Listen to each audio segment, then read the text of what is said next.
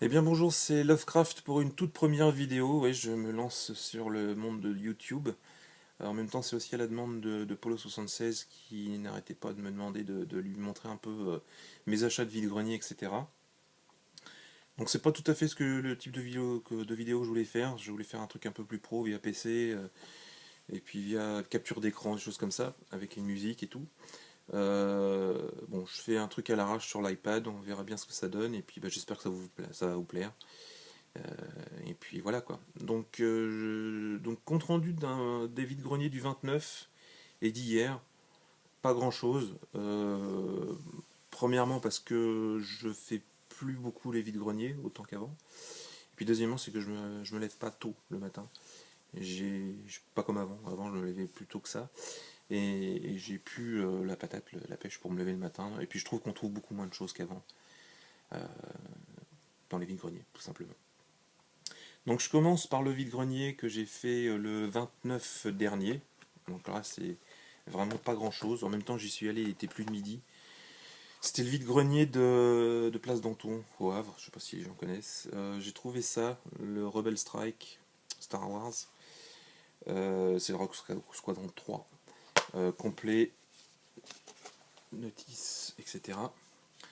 Je l'avais pas, j'avais le 2 mais pas le 3 sur GameCube. Et j'avais toujours trouvé ce jeu assez génial, même si c'est assez dirigiste, mais bon, ça fait partie des jeux qu'il faut avoir quand on a une GameCube. Enfin, moi, c'est ce que je pense.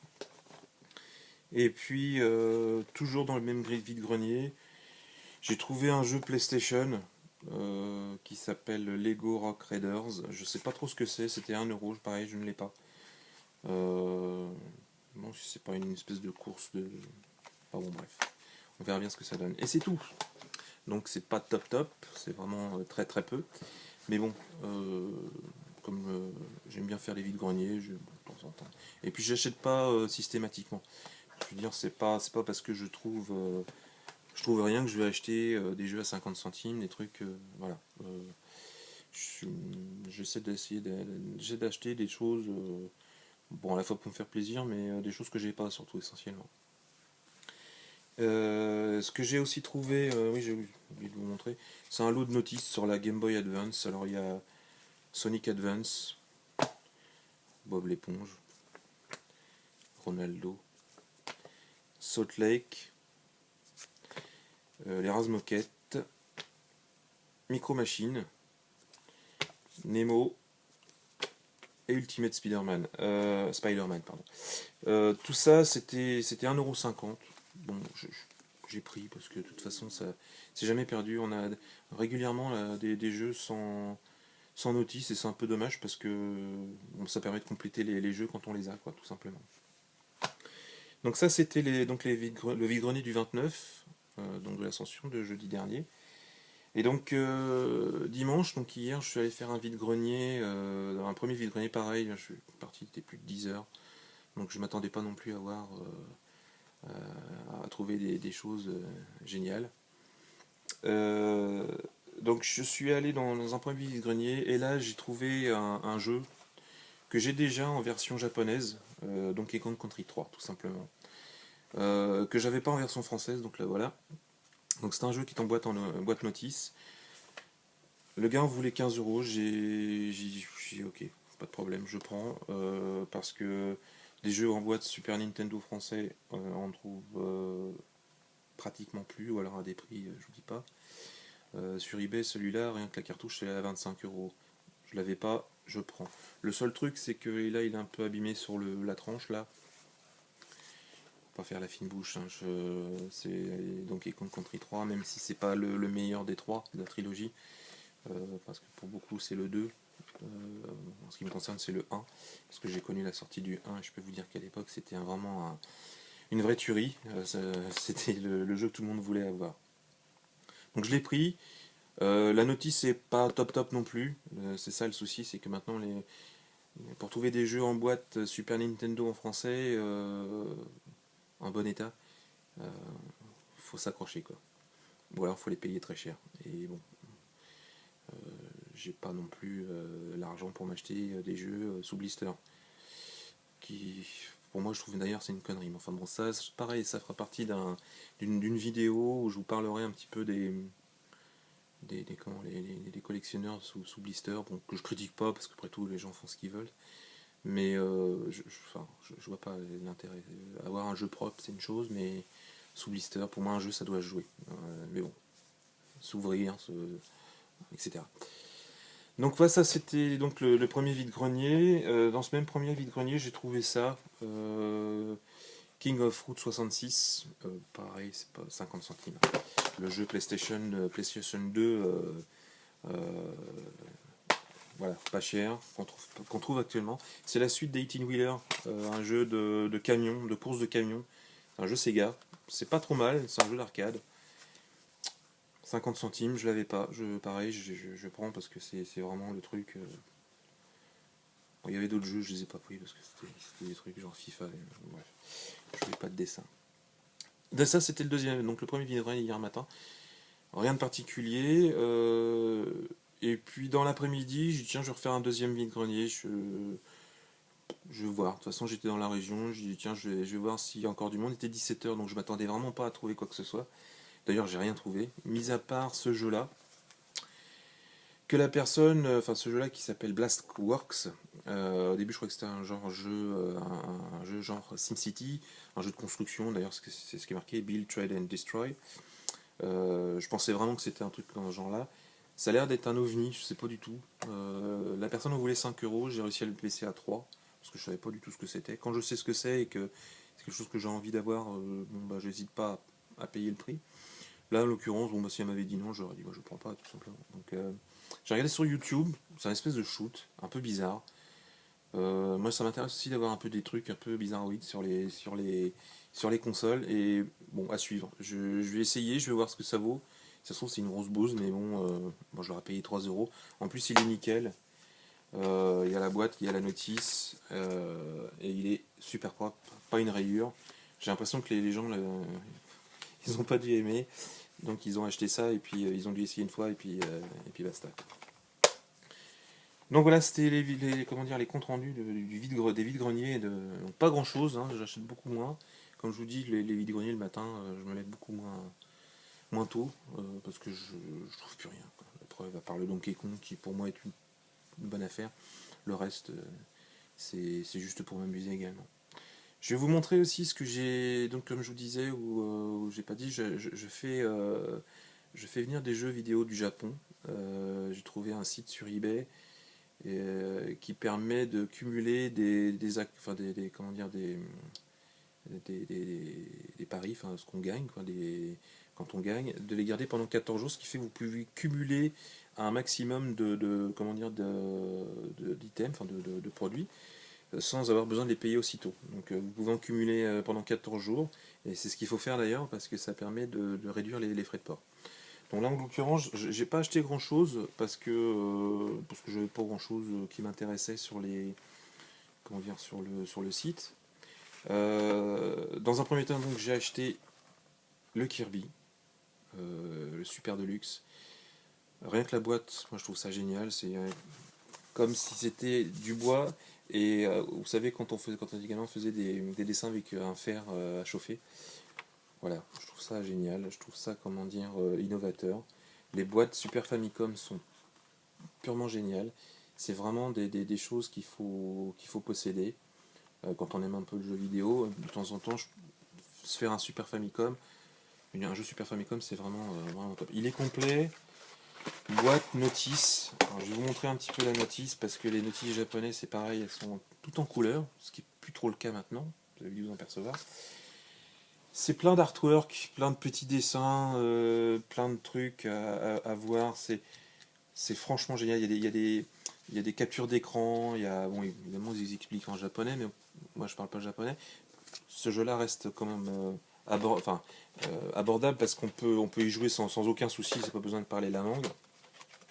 Et ce qu'il donnait à l'époque aussi, c'était une espèce de petite carte. Et cette petite carte-là vous donne comment dire, les mouvements rapides du jeu pour jouer rapidement. Ce qu'on trouve actuellement dans certains jeux Nintendo. Je vais vous en parler un peu plus tard. Mais malheureusement, on ne trouve plus que ça dans les jeux. Donc j'ai acheté ça donc sur eBay. Les prix sont corrects. Comme je vous dis, ce qui est dommage, c'est les frais de port.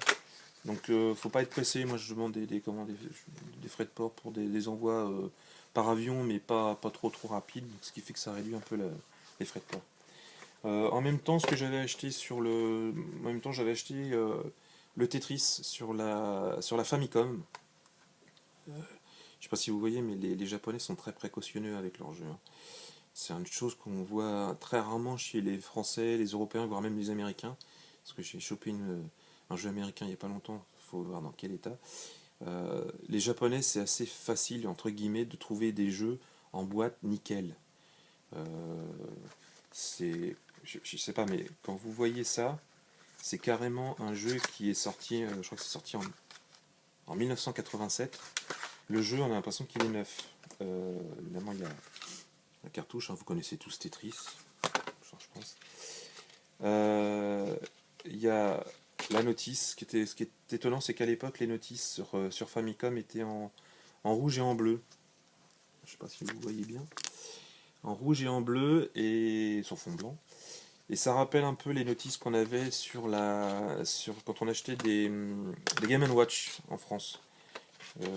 S'il y a des personnes qui ont la chance d'avoir des Game Watch en boîte, j'en ai une ou deux, et j'ai eu la chance d'avoir les notices avec, et ça ressemble beaucoup à ça. Euh, non, franchement, c'est les jeux Super Nintendo et Nintendo, donc Famicom et Super Famicom au Japon. Et j'avais acheté quelques jeux en loose sur la Game Boy, il y avait comment dire, du Zelda Jap, juste pour avoir l'objet. Il y avait du Pokémon, il devait y avoir un Space Invader, bon, rien de spectaculaire. Et j'ai eu ça pour le tout pour 30 euros, je crois. 30 ou 40 euros avec les frais de port. Donc, comme vous pouvez voir, ça vaut le coup, quoi. Surtout quand vous voyez les prix dans les magasins parisiens ou même sur internet, quoi. Ce que j'ai commandé aussi, là c'est aux États-Unis. Le mec le faisait pas très cher, c'était un lot de deux. Ce sont des jeux PlayStation 2 qui sont pas sortis en France, enfin je crois pas. C'est Mega Man X Collection. Hein, Mega Man X Collection, et qui reprend tous les Mega Man X en boîte notice. Pour info, il était neuf. Il y avait un blister que j'ai dépouillé. Je vois pas l'intérêt de garder un blister. Moi, je veux voir le jeu, je veux voir la notice. Bon, la notice en noir et blanc, mais bon. Et c'est un jeu, c'est une compile de Mega Man X sur. Alors, je pense que c'est sorti qu'aux États-Unis, au Japon. Je pense pas que ce soit sorti en France. S'il y a des gens qui ont trouvé ça en France, ça m'intéresse. Donc, ils vendaient ça avec un lot. C'était aussi la compilation des Megaman, là tout simplement, toujours sur PlayStation 2. Je sais que c'est sorti sur GameCube aussi aux États-Unis. J'aurais bien aimé l'avoir sur GameCube, mais il est un peu plus cher. Et là, les deux, c'était 20 euros avec les frais de port. Et c'était sous blister, hein, c'était neuf, hein. Je les ai déblisterés parce que moi je veux voir à l'intérieur, comme je vous ai dit. Donc je m'en fous, hein. Comme dirait Ben Le Ness, hein, c'est un YouTuber sur le Québec. Fuck the seal. Pour moi, un jeu, ça doit être joué, ça doit être comment, ouvert, ça doit être regardé, ça doit être voilà, mais mis sous blister. Les protéger, c'est une chose, hein, pareil, je vous en reparlerai aussi. Les protéger, c'est une chose, mais alors les garder sous blister, ok, je peux comprendre, mais bon, c'est pas mon truc. Sinon, les achats en magasin, on va rester dans les Kirby. Le petit Kirby sur 3DS, alors ça par contre, si vous avez l'occasion de vous le prendre, prenez-le. Si vous aimez un peu les jeux de plateforme bien foutus, graphisme top, maniabilité top, pas de DLC, vous achetez un jeu, il est complet, point barre. Le seul truc qui m'a vraiment déplu, c'est que dans le jeu, vous avez le truc à gratter. Vous avez le petit catalogue avec les nouveautés du moment. Voilà. Et aussi le truc qui vous dit que jouer aux jeux vidéo ça pique les yeux. La preuve, hein, j'ai des lunettes, je peux vous garantir que c'est vrai. Mais bon, la notice elle est où? C'est un peu dommage quoi. Pas de notice. Euh, Dommage. Pourtant c'est un super jeu. Enfin c'est un super jeu. Ce que j'ai acheté aussi, j'ai acheté ça. Le dernier Mario Kart, je suis fan, j'aime beaucoup Mario Kart. Ma Wii U prenait la poussière depuis pas mal de temps. Depuis, j'ai le Mario Kart. Je vais pas dire que j'arrête pas d'y jouer, mais j'y joue beaucoup. C'est fluide, c'est fun, c'est bien dosé. C'est-à-dire que quand vous êtes le premier, vous prenez pas que des carapaces dans la gueule. Des fois, vous avez un champignon pour accélérer. Vous avez, enfin bon, bref, ils ont, voilà, bon, enfin pour moi, bon Mario Kart, Mario Kart 8. Je vais vous le montrer aussi en détail parce que là, c'est la version collector avec la carapace. Bon, je vous montre pas la carapace. Il y a des gens qui ont déjà fait qui ont déjà fait l'unboxing. Voilà, vous allez voir Cal, la vidéo de Cal qui est très bien faite. Il fait ça super bien. D'ailleurs, je fais un petit coucou. S'il me regarde, s'il a l'occasion. S'il regarde pas, c'est pas grave. Le jeu, il est dans la machine. J'y ai encore joué. Voilà, génial. Ce que je reproche par contre, c'est pas de notice, sauf ce truc-là, qui rappelle ce qu'on a vu tout à l'heure dans le jeu Super Famicom, c'est-à-dire que c'est un petit papier qui vous donne les petits trucs pour commencer dans le jeu. Voilà. Euh, mais pas de bouclette, pas d'artwork, pas de tout ça, malheureusement. C'est une pratique qui arrive chez Nintendo. C'est dommage parce que Nintendo était un des derniers à faire des choses propres. Et là, je suis un peu déçu. En ce qui concerne la statuette, la coquille, là, je la trouve pas mal, mais bon, j'aurais préféré qu'ils mettent autre chose. Pourquoi pas un kart ou, enfin, je sais pas, un truc plus intéressant. Pour info, je vais vous montrer la version de Mario Kart sur Nintendo 64 à l'époque. Enfin, je pense que vous connaissez tous Mario Kart 64. Déjà, la boîte, elle est plus que géniale. Et à l'époque, il y avait, enfin, au Japon, hein, à l'époque, mais je crois qu'en France aussi d'ailleurs, il me semble qu'il y a eu un pack collector. Il donnait une manette avec. Au moins, ça avait l'avantage de servir à quelque chose parce que quand vous vouliez jouer à plusieurs, bah, vous aviez une manette en plus. Parce que et le jeu est très bien. D'ailleurs, on retrouve des circuits qui ont été refaits sur le Mario Kart 8 qui viennent de Mario 64. Donc voilà. Donc ça, c'était comment dire, ce sont les achats du mois de mai, qui était le mois de mon anniversaire. Donc c'est pour ça que j'ai acheté quelques bricoles. Et donc voilà, ça termine cette vidéo qui j'espère vous aura plu. J'espère en faire davantage, bien sûr, vous me dites, hein, surtout si ça vous plaît. J'aurai d'autres trucs à vous montrer, ça c'est sûr et certain. Euh, c'est pas parce que je vous ai montré des jeux Nintendo que je suis un fanboy Nintendo à 100%, là c'est l'occasion, et c'est le fait que, voilà. Mais j'ai une PlayStation 3, j'ai pas encore la PlayStation 4 parce que j'attends vraiment des bons jeux. Des jeux qui donnent envie d'acheter la console. Là, en l'occurrence, ce que je vois, bon, bah, ça existe sur PS3. Il n'y a que le Watch Dog que je demande à voir. Je suis pas encore un grand fan de ce genre de jeu-là, bien que j'ai bien aimé le GTA V, pour la liberté de mouvement, etc. Je trouve ça assez fun. Le Watch Dog, je sais pas. J'ai vu sur internet que la version PS4, enfin, et Xbox One était supérieure aux versions PS3 et puis Xbox 360. Je verrai. J'attends de voir pour la PS4, quitte à l'acheter avec un pack, avec un jeu, je sais pas, enfin, comme ils font maintenant là, les PS3. Et je trouve qu'il n'y a pas il y a pas vraiment de plus-value pour l'instant. Donc à suivre. Donc j'aime bien les consoles, hein, j'ai pas mal de consoles, j'ai pas mal de Nintendo, j'ai des trucs un peu bizarroïdes. J'ai comment dire des consoles japonaises, des consoles, des clones, enfin des choses comme ça. Enfin, je vous montrerai tout ça. D'ailleurs, j'en attends une. J'ai un colis qui devrait arriver d'ici 15 jours, 3 semaines du Japon, avec une console. Non, il y a deux consoles dedans. Enfin, vous verrez bien, c'est une surprise. Rien de transcendant, hein, je vous rassure, mais bon, c'est un petit truc sympa, avec des jeux. Des jeux que j'arrive parfois à avoir à 10 centimes, voire 1 euro sur PS3 en version japonaise. Je crois qu'il y a il y a un Dragon de Dogma qui arrive en version Jap. Voilà. Je vous montrerai tout ça. Donc c'était Lovecraft pour une toute première vidéo. J'espère que vous avez apprécié. J'espère qu'elle n'a pas été trop longue. J'en ferai des moins longues plus tard, ça c'est sûr et certain. Et puis bah, je vous souhaite une bonne soirée, une bonne nuit, une bonne journée. Je sais pas à quelle heure vous allez voir la vidéo, si vous la regardez, parce que c'est ma toute première vidéo, donc je sais pas s'il va y avoir beaucoup de gens qui vont la voir. Voilà, je vous laisse et puis je vous dis à ciao. C'est Lovecraft, à plus, ciao.